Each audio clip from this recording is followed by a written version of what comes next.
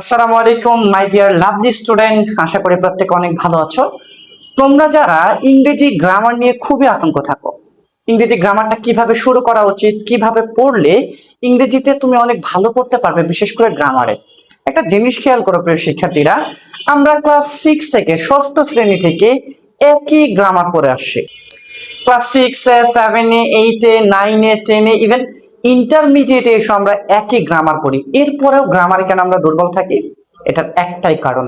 সেই কারণটা হচ্ছে আমরা পড়াশোনা করি, অনেক প্রচুর গ্রামার পড়ি, অনেক ইংরেজি পড়ি, কিন্তু কোথা থেকে শুরু করতে হবে, কোন বিষয়গুলো আমাকে ভালো করে শিখতে হবে, কোন বেসিক গুলো আমার মাথায় একেবারে ভালো করে বসায় রাখতে হবে, এই জিনিসগুলো আমরা বুঝি না, বোঝারও চেষ্টা করি না, এগুলো শেখারও চেষ্টা করি না। আজকে প্রিয় শিক্ষার্থীরা এরকম তিনটা গ্রামার টপিকস নিয়ে কথা বলবো, তিনটা ইংরেজি বেসিক নিয়ে কথা বলবো। যে বেসিক গুলো যদি ভালো করে তুমি লার্ন করতে পারো, ভালো করে শিখতে পারো, ইনশাআল্লাহ ইংরেজি গ্রামারের সমস্যা তোমার ধীরে ধীরে কেটে যাবে ইনশাআল্লাহ। তো প্রিয় শিক্ষার্থীরা তোমরা দেখো, আমরা প্রথমে যে টপিকসটা লিখেছি সেটা হচ্ছে সেন্টেন্স। সেন্টেন্স সম্পর্কে তোমরা মোটামুটি প্রায় অনেকেই জানো, কিন্তু প্রশ্ন হচ্ছে এখনো অনেক শিক্ষার্থী, ইভেন কলেজেরও অনেক স্টুডেন্ট একটা সেন্টেন্স দেখলে তুমি ওই সেন্টেন্সটাকে ধরতে পারো না। এটা কোন সেন্টেন্স? এটা কি অ্যাসার্টিভ, এটা কি ইন্টারগেটিভ, এটা কি ইম্পারেটিভ, এটা অবজেক্টিভ, নাকি এটা এক্সক্লেমেটরি? সেন্টেন্স ধরতে কিন্তু তোমাদের এখনো অনেক প্রবলেম হয়। প্রিয় শিক্ষার্থীরা, এই সেন্টেন্সের টপিকস গুলো তোমাকে এত ভালো করে পড়তে হবে যেন একটা সেন্টেন্স দেখলেই তুমি বুঝতে পারো এটা কোন সেন্টেন্সে আছে। এটা কি অ্যাসার্টিভ সেন্টেন্সে আছে, নাকি এটা ইন্টারগেটিভ, না এটা ইম্পারেটিভ। এই সেন্টেন্স গুলো যদি তুমি ভালো করে ধরতে পারো, তবে ইংরেজি গ্রামারটা তোমার জন্য অনেক সহজ হয়ে যাবে। আচ্ছা, এরপরে যে টপিকসটা দেখতে পাচ্ছ সেটা হচ্ছে টেন্স। আমরা প্রত্যেকেই টেন্স সম্পর্কে সেই ছোটবেলা থেকে পড়তেছি। ক্লাস 2-3 থেকে আমরা টেন্স পড়ি, কিন্তু তারপরে কেন আমরা টেন্সে দুর্বল? একটা সেন্টেন্স দেখলে কেন আমরা টেন্সটাকে ধরতে পারি না? সেন্টেন্সও ধরতে পারি না, টেন্সও ধরতে পারি না।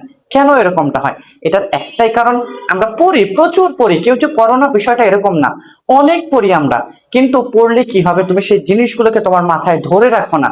যদি ধরে না রাখো, সেটা তুমি সারাদিন সারা জীবন পড়লেও তোমার কোনো লাভ নেই। এই জন্য তোমাকে টেন্সের 12টা স্ট্রাকচার ভালো করে তোমাকে বুঝতে হবে এবং এটা তোমার মাথায় সেট করে ফেলতে হবে। ততক্ষণ পর্যন্ত তুমি এই সেন্টেন্স টেন্স গুলা পড়বা যতক্ষণ না পর্যন্ত তোমার মাথায় সেট হয়ে যাচ্ছে।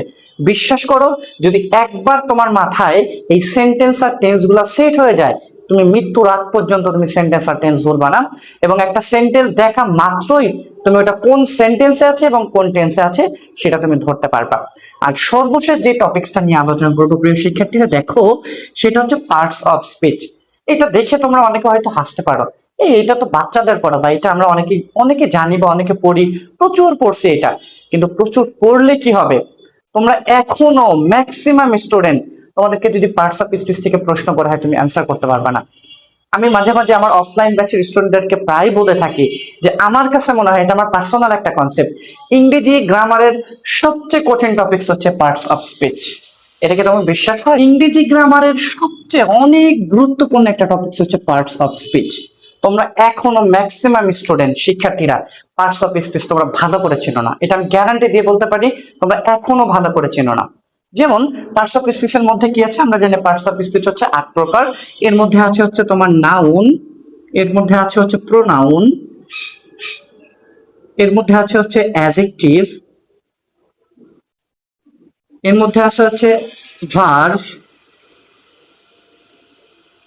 এর মধ্যে আছে অ্যাডভার্ব, এর মধ্যে আছে প্রিপোজিশন, এর মধ্যে আছে কনজাংশন, এবং এর মধ্যে আছে ইন্টারজেকশন। দেখো, এই পার্টস অফ স্পিচ যে 8 প্রকার, noun, pronoun, adjective, verb, adverb, preposition, conjunction, তোমরা কিন্তু প্রিয় শিক্ষার্থীরা এটা এখনো ভালো করে চেনো না। নাউনের মধ্যে আবার অনেক প্রকার আছে। নাউন মূলত আমরা নাউনকে 5টা প্রকার হিসেবে ধরে নেই: proper noun, common noun, collective noun, material noun এবং অ্যাবস্ট্রাক্ট নাউন। এই যে প্রপার নাউন কি, কমন নাউন কি, কালেকটিভ নাউন কিভাবে চিনবো? একটা সেন্টেন্স, একটা ওয়ার্ড দেখলে কি আমি বুঝতে পারবো এটা প্রপার নাউন নাকি এটা কমন নাউন না এটা কালেকটিভ নাউন? একটা ওয়ার্ড দেখে, যেমন আমাদের ভার্ব অ্যাডভার্বের মধ্যে অনেক সময় প্যাচ লেগে যায়, কোনটা ভার্ব কোনটা অ্যাডভার্ব, আবার কোনটা অ্যাডজেক্টিভ, আবার কোনটা হচ্ছে ইন্টারজেকশন, কোনটা কনজাংশন। এগুলো যদি ভালো করে বুঝতে না পারো, ইংরেজি গ্রামারটা তুমি কখনোই সহজভাবে শিখতে পারবে না। আমরা জিরো পাঠশালা থেকে প্রত্যেকটা টপিক্সের এই যে সেন্টেন্স বলো, টেন্স বলো, পার্টস অফ স্পিচ বলো, এগুলোর একেবারে বেসিক এ টু জেড পর্যায়ক্রমে আমরা তোমাদেরকে ভিডিওর মাধ্যমে শেখাবো ইনশাআল্লাহ। তোমরা জিরো পাঠশালার সাথেই থাকো। পরবর্তীতে আমাদের যে কোনো ভিডিও তোমরা অতি দ্রুত পাওয়ার জন্য আমাদের চ্যানেলটিকে সাবস্ক্রাইব করে রাখো। সকলে ভালো থেকো, সুস্থ থেকো। আসসালামু আলাইকুম ওয়া রাহমাতুল্লাহ।